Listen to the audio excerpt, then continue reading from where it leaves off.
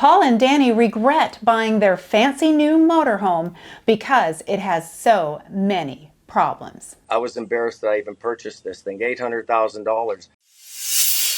Welcome to the channel. I'm Liz. I have been RVing since the 80s, and today I bring you the story of Paul and Danny and what went wrong with their new Tiffin motorhome, sticker priced right at $1 million. If you missed it, I've been making videos about people who've had problems with their new RVs. These videos have caused the powers that be to spring into action, including flying techs in to make repairs, transporting the rig back to the factory, and even buying back defective RVs. Paul and Danny's is the most expensive motorhome I've talked about yet. As you watch this video, be thinking about what you want Tiffin to do. Should they fix it or should they buy it back? And stay tuned for Tiffin's response later in the video. I had looked at the Zephyr at the show. We bought it.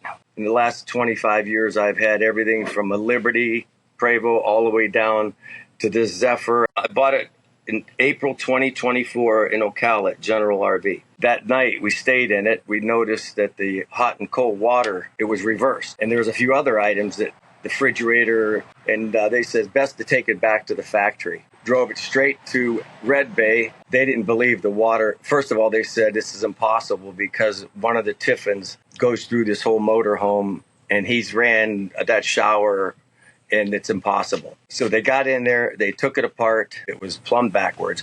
They brought down all the brass in the meeting. They couldn't believe it. Then the floor of the shower is Corian. You can't stand on it. It's like ice skates. Okay, they said they don't know if they could fix that. We also noticed a small crack, a stress crack on the rear.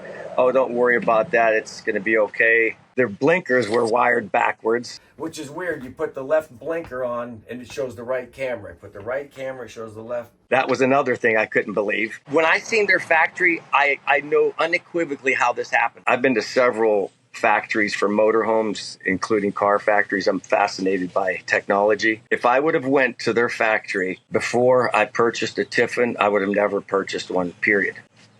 I've never seen anything so antiquated in my life. We went on their tour and we left midway through their tour. The first 15 minutes you walk in the tour, they want to tell you about this wood they imported from someplace, how great it is. Okay. Then they walk you around the factory. You could just see there's not one bit of automation, nothing. And the way the coaches are put together and the way you see it, I could see it right in front of me. That's why I left the tour halfway through. I didn't want to see anymore. I was embarrassed that I even purchased this thing, $800,000. I asked them for a wiring schematic because I wanted to do some rewiring in the kitchen. They couldn't find it. I couldn't believe it. When I had a Winnebago, they send you a schematic of every single thing in that coach, everything. I asked them, I was thinking about putting an outlet in. They don't have any, they don't provide any schematics. What kind of business is that? And we were in a hurry to get down to Florida. They did the repair off the water. They did that. They couldn't do anything with the shower. We leave there frustrated. We drove straight to Florida, our first trip. Get there, it starts raining. It rained for 5 days straight. We were in Sarasota. The ceilings start leaking like a sieve. It's leaking. Tiffin says, okay, well, bring it back to the factory. I said, no, I'm not driving it back there. And by that time, from Red Bay back to Florida, the stress crack on the rear of the coach, it started growing. I've had a brand new country coach when they came out, and I had the exact same similar stress crack in the same place. It's impossible to fix. You fix it, it comes back. You fix it, it comes back. Then it starts leaking over the driver's side window. We get back to South Carolina. I did a mold test. I sent it off to the lab. It comes back. It's got mold in it. There's several issues that had to be fixed. We had a huge delamination on the side above the driver's side window. It looked like a half a basketball. It kept getting bigger and bigger. For $1 million with a Zephyr, you would expect to get a little better. The rear bedroom slide, when it went in and out, it would catch this bolt and break the wood as it went in and out. Oh, wow. Okay, wow. The front dash AC blew warm air. The roof air blew warm air. The driver picks up the motorhome. They get it back to Red Bay. No matter what you buy, new or used, you're probably going to want to upgrade your mattress. A lot of people don't know this, but you could spend even $200,000 on a new RV and that mattress be like cardboard. And of course, if you're buying used, you'll definitely want to upgrade your mattress. Well, it's now been 2 years that I upgraded my mattress to an RV mattress by Brooklyn Bedding. If you remember, I had back surgery a couple years ago, so upgrading my mattress was a big deal and really helped. One thing I learned is I'd been sleeping on the wrong type of mattress. I'd been sleeping on a firm my whole adult life when I really needed to be sleeping on a soft. They have a wonderful chart that based on your weight and your sleeping style of what is best for you. So I used to wake up kind of stiff and sore, and I thought, well, that's just natural for getting older. But when I switched to the soft, now I wake up pain-free. Now they do have lots of different types of mattresses. I sleep on the Aurora Luxe. It has a chill pad. I love that. And RV Mattress just expanded their lineup with the Titan mattress. This is perfect for the big and tall. The Titan gives you extra support and comes in 9 RV sizes. They also have a new mattress topper, which is perfect for sofa beds. It comes in 9 RV sizes and it has 2 height options. RV Mattress by Brooklyn Bedding makes buying a mattress so easy. First of all, there's a 120-night sleep trial, there's a 10-year warranty, and even free shipping. They ship to you directly from the factory. The factory's in Arizona, so it arrives pretty quick. Now these mattresses can be pretty heavy, some are even 100 pounds, so you might need some help getting it in the door. Save 25% on an RV mattress by Brooklyn Bedding. Just go to rvmattress.com/LizAmazing, put in the coupon LizAmazing, and you'll save 25%. Thank you, Brooklyn Bedding, for sponsoring this video. The guy says, well, your front AC roof air didn't work because it wasn't hooked up correctly at the factory. We did something, now it works. They didn't wire it right. The guy's, how could this stuff happen? He goes, don't worry, it works now. We rewired it. How could it get through an assembly line, $1 million motorhome, with all these issues? It's not even a comedy of errors. It's beyond that. I don't I don't have a word for that. Oh, one of the Tiffins, he's checked this shower. What do you say? He ran it 200 times or something like that. How could he turn the hot into cold water? He can't figure it out. You can't take a shower. It's Corian. They says, listen, we have our engineers redesigning this shower. How could you design it from the get-go? I challenge them. I say, listen, I want you to take your shoes off and put some water on there and go take a shower. You got to do that. They go, no. It's too slippery.